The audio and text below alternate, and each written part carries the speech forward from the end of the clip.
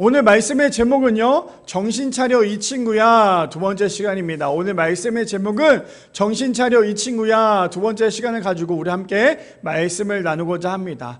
우리 성도님들 저번 주 이 말씀 함께 나눴던 거 기억나시죠? 저번 주는 좀 다시 한번 생각을 해보면 다윗의 인생 가운데 가장 큰 오점을 남기게 되었어요. 다윗은 하나님 마음에 합한 사람이기도 했고요, 다윗은 누구를 의지했습니까? 하나님을 의지했죠. 그래서 하물며 내 앞에 놓여져 있는 그 골리앗을 물맷돌로 이겨내면서도 하나님의 이름만 높였던 사람이 바로 이 다윗이었어요. 근데 이 다윗에게 인생 가운데 가장 큰 오점을 남기는 그 사건이 있었는데, 바로 자신의 부하의 아내에 대해서 마음을 품고 또 동침하고, 그래서 그것을 통하여서 살인까지 저지르는 그런 일들이 벌어졌습니다. 그리고 오늘은 그 일이 계속 지속되는 일들을 통해서 우리가 이 말씀 가운데, 오늘 들려주는 이 말씀이 우리에게는 어떠한 말씀이고 어떠한 찔림이 있고, 또 이 말씀을 통해서 우리가 어떻게 살아가야 하는지에 대해서 함께 나눌 수 있는 이 시간 되기를 소망합니다.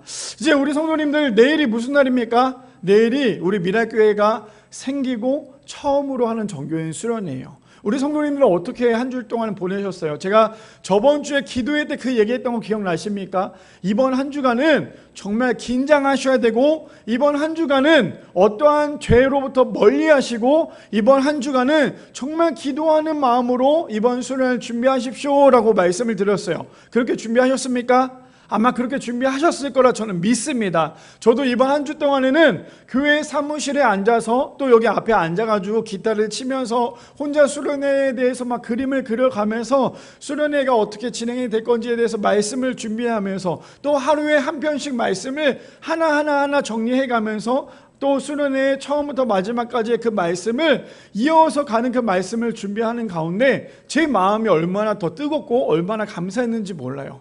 하나님께서 이번 여름 수련을 통해서, 우리 그 기억나시죠? 이번 수련을 준비하기까지 제가 작년에 12월 달에 그런 말씀을 드렸어요. 우리 내년에 여름 수련에 갈 겁니다, 그렇게 선포했던 거 기억나십니까? 근데 그 시간이 벌써 9개월이라는 시간이 훌쩍 지나갔어요. 정말 시간이 참 빨리 갔습니다. 9개월이라는 시간 동안에 수련의 장소고, 또 우리가 기도하면서 하나하나 준비하게 해주신 하나님께 너무나 감사드리는 시간이었던 것 같아요. 그러면 우리가 9개월 동안에 이만큼 준비했다면 우리가 이제 해야 할 건 무엇입니까? 내일부터 시작되는 수련회, 월요일, 화요일, 수요일, 그 시간대마다 그냥 은혜만 받으시면 돼요. 가서 그냥 마음껏 찬양하시고 마음껏 기도하시고 마음껏 하나님의 말씀을 들으셔서, 내가 2박 3일 동안의 이 말씀을 통해 내가 정말 성령의 능력을 회복할 수 있는, 우리의 인생 가운데 어쩌면 터닝 포인트가 될 수 있는 그런 수련회가 될 수 있는 우리 모두가 되기를 소망합니다. 그래서 우리 정말 오늘 마지막 기도회가 있는 것처럼 기도회를 통해서 열심히 기도하시고, 내일부터 시작되는 그 수련회 가운데 하나님을 깊이 만나고 하나님의 임재를 경험할 수 있는 귀하고 복된 수련회 될 수 있는 우리 미랄의 성도님들 되시기를 축복합니다. 우리 말씀에 들어가기 전에요, 우리 존 오원 신학자분이 이렇게 말씀하셨어요. 하나님 안에서 행하는 범사는 최선의 결과를 낳지만 하나님을 떠나 행하는 모든 노력에는 철저한 심판이 따른다라고 얘기합니다. 오늘 어쩌면 오늘과 저번 주와 다음 주도 이 말씀이긴 하겠지만 다윗에게 또한 우리의 인생 가운데 적용돼야 될 말씀이지 않나라는 생각이 듭니다. 하나님 안에서 행하는 범사는요, 모든 일에는 최선의 결과를 낳지만요, 그래서 우리가 해야 될 건 무엇입니까? 언제나 기도함으로 준비하고 언제나 하나님 안에서 모든 것을 행해야 하지만, 반대로 하나님을 떠나 행하는 모든 노력에는요, 철저한 심판이 따른다라는 거예요. 그렇다면 우리가 해야 될 건 무엇입니까? 하나님을 떠나 살아가는 것이 아니라 하나님 안에서 언제나 무엇을 시작하든지 기도함으로 시작하고 기도함으로 마칠 수 있는, 그래서 하나님 안에서 우리의 인생이 하나님으로 인하여 축복된 삶이 될 수 있는 우리 미랄의 성도님들 되시기를 축복합니다. 자, 일단 오늘 말씀의 제목 무엇입니까? 정신 차려 이 친구야. 두 번째 시간 가지고 우리 함께 세 가지로 나눠보기를 원하는데요, 첫 번째입니다. 하나님을 의식하지 않으면요, 잠깐의 쾌락의 노예가 될 수밖에 없다라는 거예요. 첫 번째, 하나님을 의식하지 않으면 잠깐의 쾌락의 노예가 된다라는 거죠. 제가 오늘 이 말씀을 준비하면서 또 우리가 저번 주도 사무엘하 11장이고 오늘도 11장이고 다음 주는 12장을 갖고 함께 나눌 텐데, 이 말씀을 정리하면서 어떤 생각이 들었냐면, 사람들이 가장 많이 죄를 지을 때가 언제인 줄 아십니까? 사람들이 제일 많이 죄를 지을 때 언제인 줄 아세요? 곰곰이 묵상을 해보니까 사람이 가장 많이 죄를 지을 때가 언제냐면요, 나에게 시간이 많을 때, 나에게 시간이 많이 주어졌을 때, 그리고 아무것도 하지 않았을 때, 그럴 때 내 안에 딴 생각이 들어오게 되고 내 안에 죄가 들어오게 되더라는 거예요. 우리가 너무나 일상생활 가운데 바쁘시면, 하루하루 살아가는 게 너무나 바빠서 아침에 눈 떠서 자기 전까지 정말 하루하루가 너무 바쁘면요, 사실은 이런저런 생각할 시간이 없어요. 근데 우리에게는 일을 쉬거나 혹은 우리가 하루하루 살아갈 때 우리에게 공백의 시간이 있을 때, 그때 우리가 정말 딴 생각할 때가 참으로 많더라는 거예요. 왜요? 오늘 본문에 나오는 이 다윗도 마찬가지거든요. 지금 수많은 사람들이, 자신의 부하들이 전쟁에서 전쟁을 하고 있는데 다윗은 뭐 하고 있습니까? 잠을 푹 자고 일어나서 시간이 남아 도니까 그래서 산책을 하게 되고요, 그리고 난 다음에 이가 했던 건 무엇입니까? 음욕을 품고 나쁜 짓을 행하게 되더라는 거예요. 사람에게 시간이 주어졌을 때 그 시간, 내가 물론 일을 하지 않고 내가 그 시간이 남았을 때 해야 될 건 무엇이냐면, 그럴수록 우리가 하나님을 찬양해야죠. 예배해야죠. 기도해야죠. 근데 우리가 그것으로부터 하나님을 떠나면 우리의 인생은 언제나 죄를 지을 수밖에 없는 인생이 될 수밖에 없다는 거예요. 그래서 가장 사람들이 죄를 많이 지을 때가 언제입니까? 아마 자기 전이지 않을까요? 자기 전이나 아니면 나에게 시간이 정말 많이 주어졌을 때. 자, 그런데 오늘 본문을 좀 살펴볼까요? 하나님을 의식하지 않았을 때 어떤 쾌락이 우리에게 들어온지. 자, 사무엘하 11장 14절부터 보면 이렇게 시작합니다. 아침이 되매 다윗이 편지를 써서 우리아의 손에 들려 요압에게 보내니 라고 얘기를 합니다. 자, 저 상황은 어떤 상황이, 우리 저번 주 말씀 들은 거 기억나세요? 기억나셔야 되는데, 기억나셔야지만 오늘 말씀이 이어져요. 저번 주 상황이 어떤 거였어요? 다윗의 모든 계획 가운데 있었지만 우리아는 다윗의 계획에 그대로 들어갔을까요? 아니요, 들어가지 않았어요. 그러니까 다윗이 정말 어때요? 미칠 것 같잖아요. 내가 빨리 이것을 해야지만 내 죄를 가릴 수 있고 덮을 수 있는데 지금 그러지 못한 상황이에요. 그런데 다윗의 계획 가운데 이루어지지 않은 상황에서 지금 어떤 일이 벌어집니까? 우리아가 전쟁에 나가게 되었어요. 그러니까 지금 다윗이 했던 건 무엇입니까? 아침이 됩니다. 아침이 되니까 다윗이 행했던 행동은요, 편지를 써서 우리아의 손에 들려요. 그러면 다윗이 밤에 잠을 잘 잤을까요? 아니요. 아마 밤새지 않았을까요? 아침에 눈을 뜨기까지 기다리지 않았을까요? 빨리 내가 이 편지를 써서 오만 가지 생각을 했을 거예요. 생각을 하면서 내가 빨리 아침에 이 편지를 줘야겠다라고 생각을 했겠죠. 그러니 다윗은 아침에 눈을 뜨자마자 자신이 하루 동안에 잠 못 잤던 것 같아서 열심히 기록을 했겠죠. 근데 그 기록이 너무나 안타까운 건 뭐였어요? 우리아를 죽여라, 그 편지 내용이었죠. 그러니 아침에 막 열심히 써서 누구에게 줍니까? 우리아의 손에 들려줍니다. 우리아는 그 편지가 어떤 편지인지 알았을까요? 아마 우리아는 그런 생각을 했겠죠. 이 편지를 받았을 때 그 편지 안에는 다윗이 우리에게 힘을 내라, 이길 수 있다, 그리고 적군과 싸울 때 이렇게 해라, 분명히 지혜의 편지가 있을 거라고 생각을 했는데, 그 편지의 내용은 무엇입니까? 내가 나를 죽이는, 그러니까 내가 죽어가는 그런 편지의 내용이 거기에 적혀 있더라는 거예요.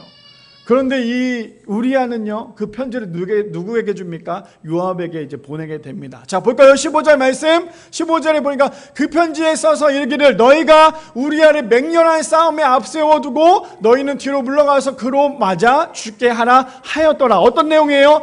편지 안에 적혀 있었던 그 내용이라는 거예요. 16절입니다. 그런데 그 편지를 요압이 그 성을 살펴 용사들이 있는 것을 아는 그곳에 우리아를 둡니다. 자, 이제는 요압이 준비를 하죠. 어떤 준비를 합니까? 다윗이 말했던, 어떻게 해서 우리아를 죽여라, 살인 청부를 하는 거예요. 살인교사가 되는 거예요. 그래서 지금 빨리 죽여라라고 얘기하니까 지금 요압은 어떻게 하고 있습니까? 우리아를 적진에 보내게 되죠. 빨리 보내야지만 그 우리아가 죽을 수 있으니까 빨리 보내는 거예요. 지금 여기서 요압이 정말 지혜로운 사람이고 하나님의 사람이었다면 아마 빨리 이것을 돌이켜야 되는데도 불구하고 어쩌면 권력의 힘이 이만큼 무서운지 몰라요.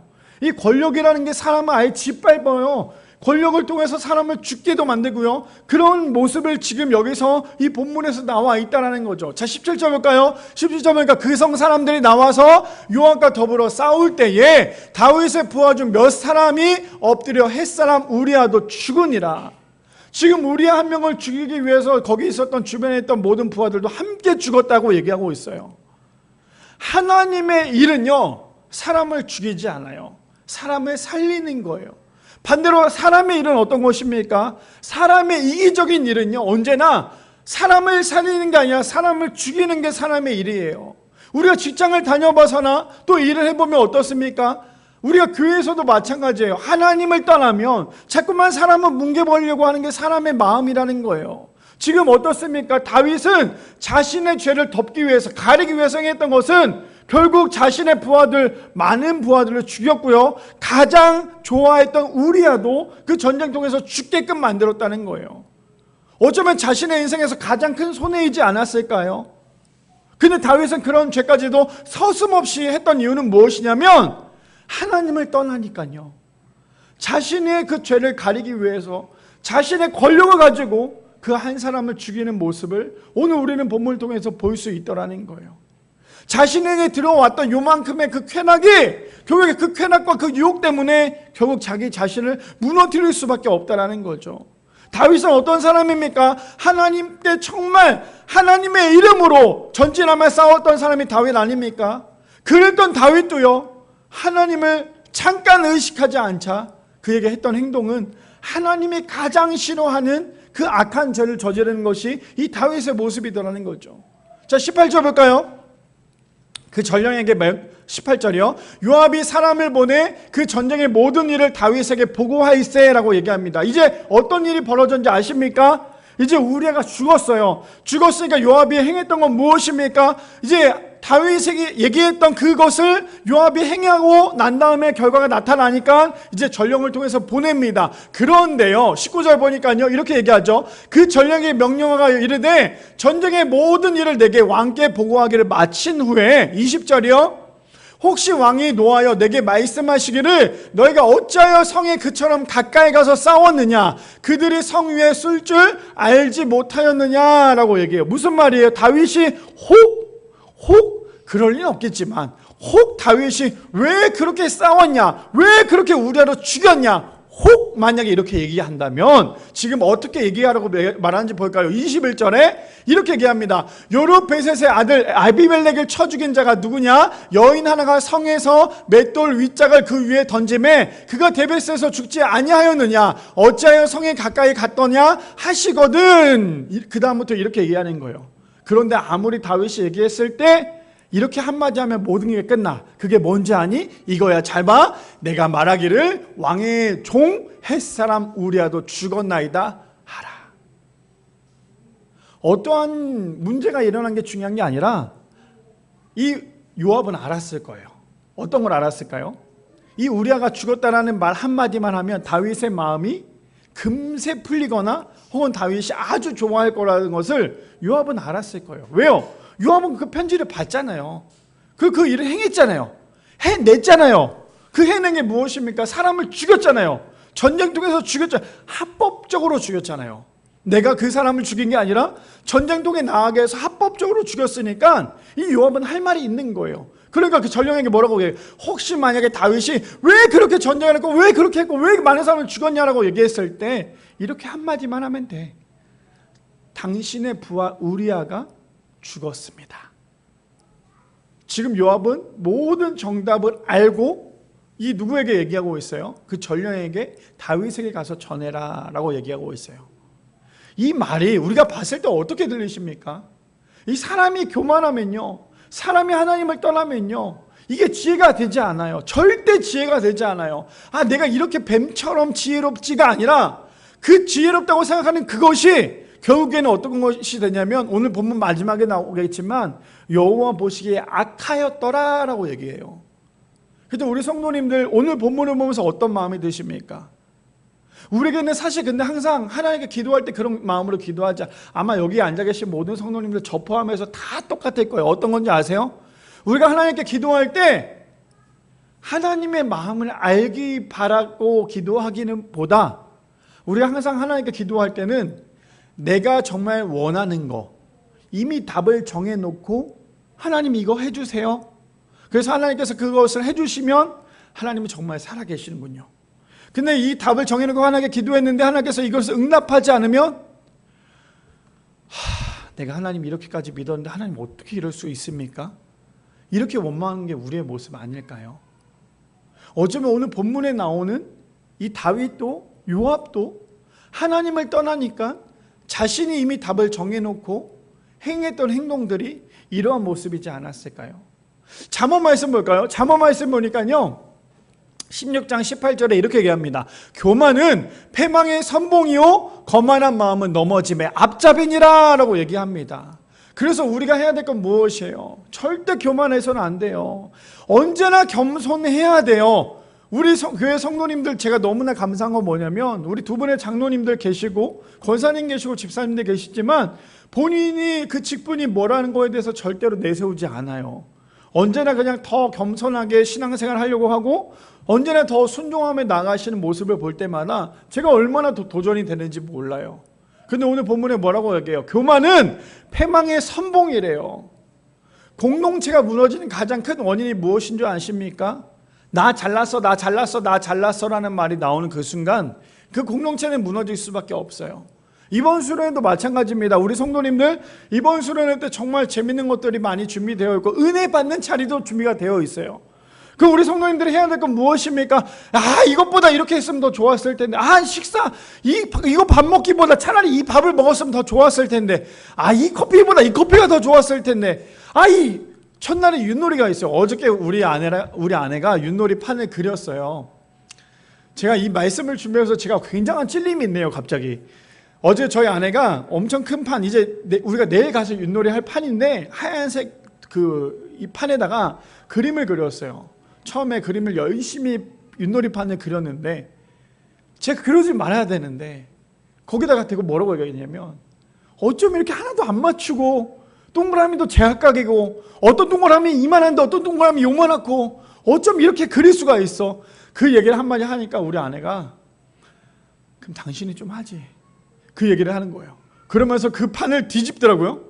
뒤집어서 다시 그림을 그리더니 이번에는 하나하나 재가면서 그 윷놀이판을 그렸어요. 그러면서 저한테 이 정도면 돼? 이 정도면 마음에 들어? 그 얘기를 딱 하는데 제가 얼마나 찔림이 있던지 아마 내일 윷놀이를 하면 보시면 깜짝 놀라실 거예요. 그래서 제가 그랬어요. 제가 이런 표현까지 했어요.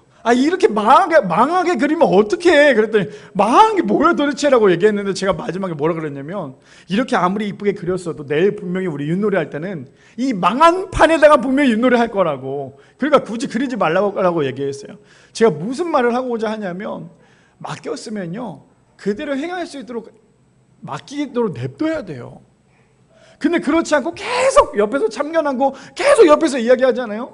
그럼 결국에는 직진으로 가야 될 그 길이 양옆으로 빠질 수밖에 없는 길이 되는 거예요. 그러니 뭐라고 얘기합니까? 교만은 패망의 선봉이고 거만한 마음은 넘어짐의 앞자민이라고 얘기해요. 바라게 우리 미라의 성도님들 첫 번째 주제가 무엇입니까? 하나님을 의식하지 않으면요 잠깐의 쾌락 때문에 그 쾌락의 노예가 될 수밖에 없다라는 거예요.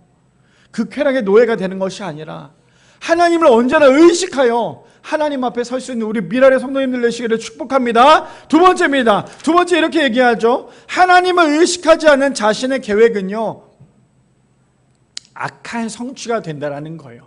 두 번째, 하나님을 의식하지 않는 자신의 계획은 악한 성취가 될 수밖에 없습니다. 본문 볼까요? 사무엘하 11장 22절부터 보니까요 전령이 가서 다윗에게 이르러 요압이 그를 보낸 모든 일을 다윗에게 아뢰요 라고 얘기합니다. 어떤 일이었어요? 좀 전까지 전쟁을 했죠. 그리고 누가 죽었습니까? 우리아가 죽었어요. 우리아가 죽고 난 다음에 지금 행했던 건 무엇입니까? 전령이 다윗에게 가서 요압이 이야기한 모든 것을 다윗에게 이야기를 해줍니다. 그랬더니 23절에요 이르되 그 사람들이 우리야보다 우세하여 우리를 향하여 들러 나옴으로 우리가 그들을 쳐서 성문 어귀까지 미쳤더니 24절이요.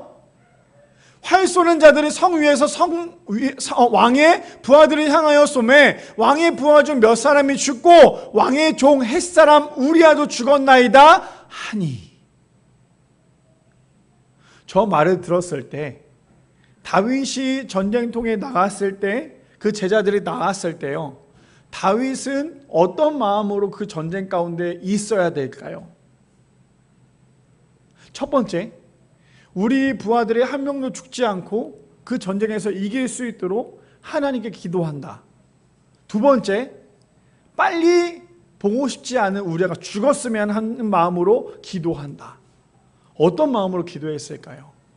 아마 만약에 다윗이 돌이켜서 거기서 자신의 부하들이 죽지 않도록 기도했다면, 그래서 저 전령이 와서 자신의 부하인 우리아가 죽었습니다라고 얘기했다면 다윗은 지금 어떻게 해야 될까요? 내 부하 우리아가 죽었다고 하면서 다윗은 그곳에서 좌절을 느끼며 기도하며 울부짖어야 될 게 이 다윗의 모습 아니었을까요? 근데 다윗은 아주 놀라운 행동을 합니다. 저는 요즘에 그 범죄에 대한 드라마나 이런 것을 보면서 저는 그런 걸 좀 많이 봐요. 보면서 막 사이코패스들도 많이 나오잖아요. 사람을 죽이고 난 다음에 절대 죄책감을 느끼지 않는 사람들 사이코패스다, 뭐 소시오패스다라고 얘기를 하는데, 지금 나오는 이 다윗의 모습에서 그 모습이 보였어요. 엄청 소름이 돋았어요. 뭐야, 내가 그렇게 좋아했던 다윗이 사이코패스야? 소시오패스야? 왜 그런지 볼까요? 25절에 보니까 이렇게 얘기해요. 다윗이 전령에게 이르되 너는 요압에게 이같이 말하기를 이 일로 걱정하지 말라. 걱정하지 말라뇨. 지금 자신의 부하 가장 좋아했던 우리아가 죽었는데, 그런데 뭐라고 얘기한 줄 아십니까?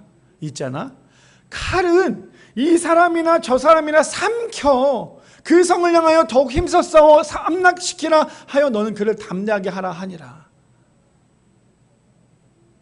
다윗이 얼마나 미쳐 돌아가는지 아시겠죠? 지금 자신의 가장 좋아했던 우리아가 죽었어요. 자신의 부하들도 죽었어요. 근데 다윗이 행했던 말은 뭐냐면, 그거에 대해서 통곡한 것이 아니라, 야, 전쟁 중에 있잖아, 그 칼이 누구든지 죽일 수 있는 거야. 그러니까 너무 걱정하지 말고 지금 있는 전쟁이나 열심히 해. 이게 왕이 해야 될 말일까요? 이렇게 하는 왕이 있다면 그 왕은 진짜 왕이 아니겠죠. 근데 다윗은 요만큼의 죄책감도 없었던 거예요. 요만큼의 죄책감도 없으니까 이 사람이 했던 말은, 야, 전쟁 중에 죽을 수 있지, 뭐 그거 가지고 그렇게 걱정을 해. 지금 그걸 나한테 보고하라고 보고하는 거야? 지금 다윗은 이렇게 얘기하고 있는 거예요. 두 번째 주제가 무엇입니까? 하나님을 의식하지 않는 자신의 계획은요, 악한 성취가 될 수밖에 없어요. 내가 하나님 앞에 기도하지 않고 나가는 사람은 내가 아무리 그 목표를 이뤘다 할지라도 그 이룬 목표가요, 하나님이 원하시는 목표가 아닐 수 있다는 거예요. 그래서 우리가 살아가면서 어떤 일들이 이루어집니까? 우리가 남을 살리고 남을 위해서 살아가는 것이 우리의 모습이 되어야 되는데, 우리는 일하는 그 순간순간에도 결국 나를 위해서, 나의 이기적인 모습을 위해서 일하고 있는 게 나의 모습 아닐까요? 근데 하나님을 믿는, 진짜 하나님을 믿는 사람은요, 나의 이익을 위해서 살아가는 것이 아니라 남을 위해서 살아가야 해요. 아이고, 그러면 목사님도 남을 위해 살아가십니까? 아니요. 저도 저 때문에, 저 한 사람 때문에 정말 그렇게 살아가요. 그래서 오늘 본문을 보면서 제가 참 많은 회개를 했어요. 지금 내 모습이 이런 모습이지 않을까? 그냥 좋은 게 좋은 거라고, 충분히 그 앞에 놓여져 있는 게 죄라는 걸 알면서도 좋은 게 좋은 거라고 자꾸만 죄를 짓고 있는 게 나의 모습이지 않을까? 그 모습을 이 본문을 통해서 계속해서 묵상이 되다 보니까요, 내가 이만큼의 계획을 세고 내가 이만큼의 성취를 하기 위해서 이만큼 계획을 했던 게 하나님이 없는 계획이다 보니까요, 결국에는 하나님을 배제한 계획이 성취가 된 그 성취는요, 결국 악한 게 될 수밖에 없다는 거예요. 그래서 하나님을 떠나 살아가는 사람은 언제나 자신의 마음대로, 자신이 원하는 대로 살아가다 보니까 결국에 망해서 돌아오는 것이 사람의 마음 아닐까요? 그래서 우리가 지금 하루하루 일을 하며 살아가며 살아가는 우리의 인생 가운데 우리가 해야 될 것은, 다윗의 모습을 따라해서는 안 돼요. 다윗의 모습처럼 그 모습 그대로로 살아가면 안 된다는 거예요. 나 혼자 잘 먹고 잘 살기 위해서 요만큼 죄는 괜찮지, 나의 쾌락 때문에 요만큼은 괜찮지, 뭐 누가 봐, 아무도 안 보잖아, 이 정도는 괜찮지, 자꾸만 내 자신이 죄랑 타협을 하게 되면요, 그 작은 타협했던 그 죄가 결국에 내 자신을 무너뜨리더라는 거예요. 나 혼자 이 죄 아무도 몰라, 옆에 있는 사람에게 거짓말로 나 그런 적 없는데, 나 술 먹은 적도 없고요, 나 그렇게 죄를 저지른 적도 없고, 나 도박도 하지 않고 나 돈 때문에 그러지도 않아요, 이렇게 옆에 있는 사람에게 이야기를 하지만 정작 뒤를 돌아서 지금 나의 쾌락으로 인하여 죄를 짓고 있다면, 잘 들으세요 우리 성도님들, 우리 성도님들이 다윗의 모습이랑 똑같은 거예요. 우리가 지금 다윗의 모습을 보면서 어떤 생각으로 말씀을 듣고 계세요? 어떻게 다윗 정말 저렇게까지 추락할 수 있을까? 하나님을 정말 그렇게 믿는다고 하면서도 어떻게 저렇게 추락을 할 수 있을까?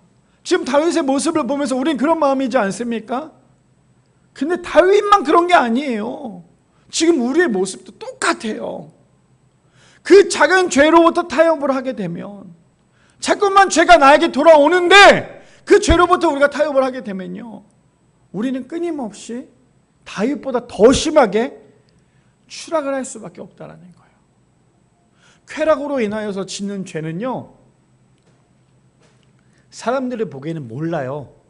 근데 나의 영은 죽어요.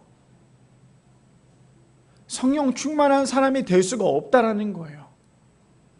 그러면 자꾸만 내 안에 그러한 쾌락적인 그런 죄가 들어왔을 때 우리가 해야 될 건 무엇입니까? 자꾸만 기도해야 돼요. 내 힘으로 이겨낼 수 없잖아요. 저도 제가 제 힘으로 이겨낼 수 없으니까 하나님 앞에 기도해요. 이제 이번 수련회 가서 저의 간증도 얘기하면서 함께 말씀을 나누기도 하겠지만, 우리가 해야 될 것은 하나님을 붙잡지 않으면 우리의 모습이 다윗의 모습보다 더 추해질 수 있다는 거예요. 자, 볼까요? 잠언 16장 25절 말씀, 현대인의 성경에 보니까 이렇게 얘기해요. 어떤 길은 사람이 보기에 바른 길처럼 같지만 결국 죽음에 이르고 만다. 사람은 속일 수 있어요. 사람은 속일 수 있다라니까요. 사람은 속일 수 있어요. 옆에 있는 사람 속일 수 있잖아요.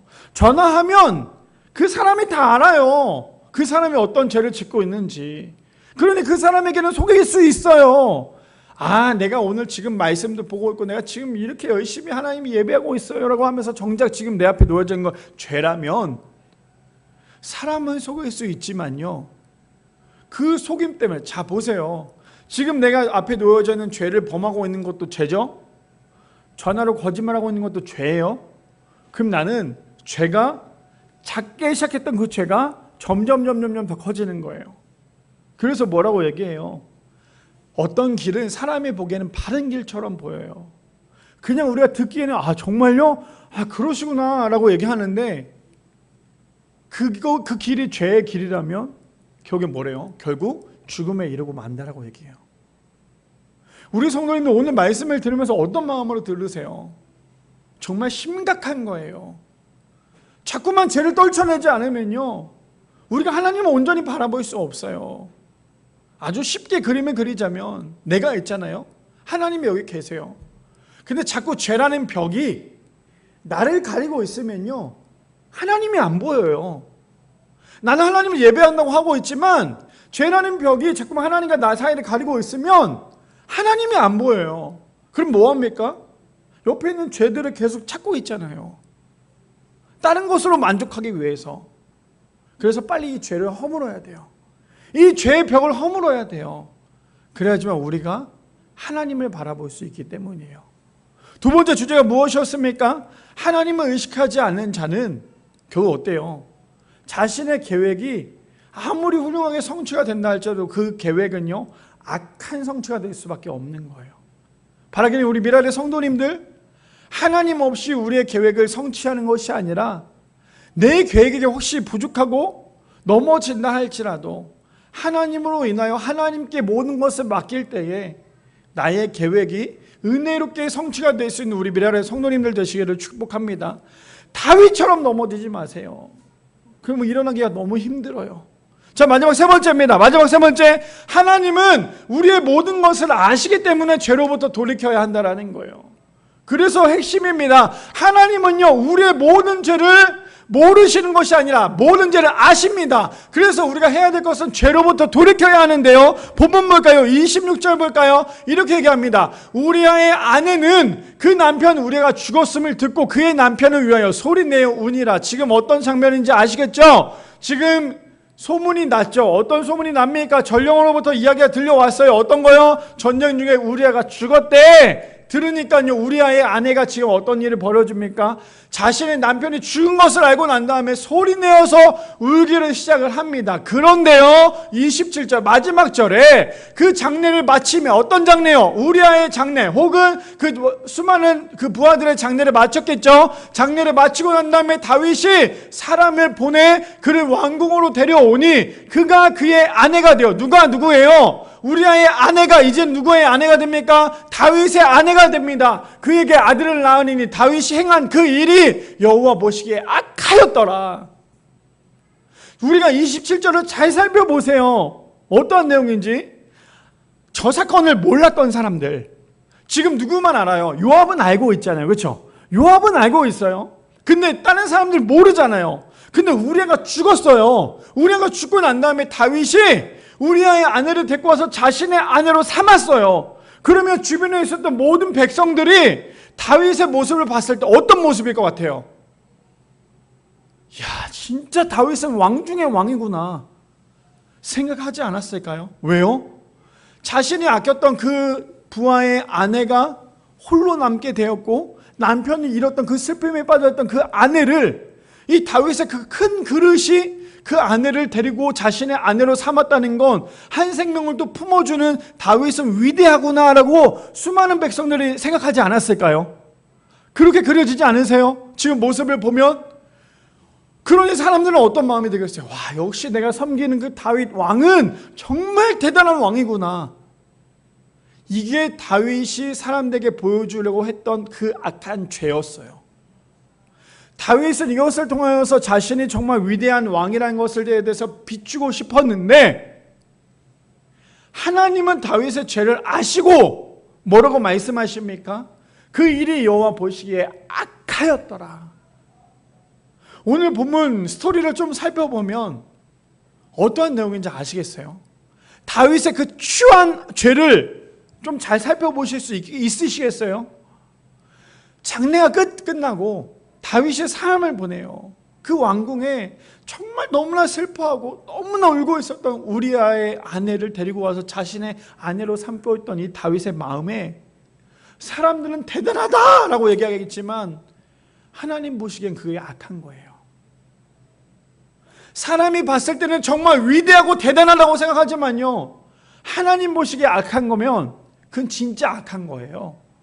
볼까요? 창세기 봅시다. 창세기 3장 9절 말씀에 이렇게 얘기하죠. 여호와 하나님이 아담을 부르시며 그에게 이르시되 내가 어디 있느냐.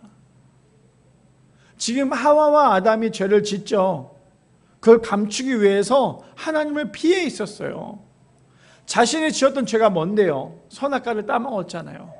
죄를 따먹었잖아요. 그러고 난 다음에 하나님이 안 보일 줄 알고 숨어 있었어요. 그러니까 하나님께서 뭐라고 말씀하세요? 아담아 내가 어디 있느냐? 아담아 내가 어디 있느냐? 어쩌면 지금 아담아 내가 어디 있냐를 하나님께서 다윗아 어디 있느냐라고 질문하고 있는 게 아닐까요? 아니요. 어쩌면 하나님께서 지금 누구야 어디 있느냐의 그 누구야가 여기 앉아 계신 우리 성도님들 그리고 제 자신이지 않을까요? 우리는 우리가 죄를 지었을 때 아무도 모른다고 생각을 해요. 그리고 나는 정말 대단한 사람이라고 생각을 해요. 근데 하나님은 아신다니까요. 정말 이런 얘기하고 싶지 않아요. 강단에서. 어떤 얘기요? 정말 우리가 봤을 때는 정말 훌륭한 목회자가 있었어요. 아마 우리 성도님들 TV로도 봤을 거예요. 정말 훌륭한 목회자가 있었고 사람들로부터 존경받는 목회자가 있었어요.